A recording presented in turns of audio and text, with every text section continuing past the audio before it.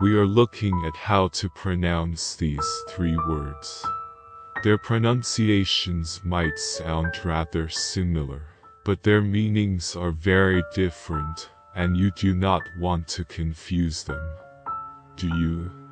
One is a musical instrument, spelled sax.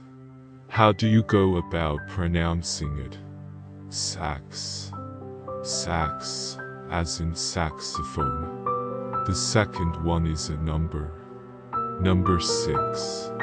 6.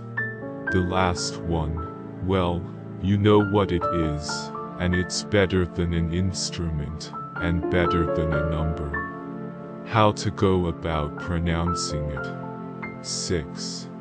6. Let's summarize. Sax, 6, 6. Did you get it? Does that all make sense? Are you able to differentiate those different words? Let me know in the comments. Here are more videos on how to pronounce more words in English whose pronunciations aren't exactly always obvious. I'll see you there to learn more. Stop calls, get English.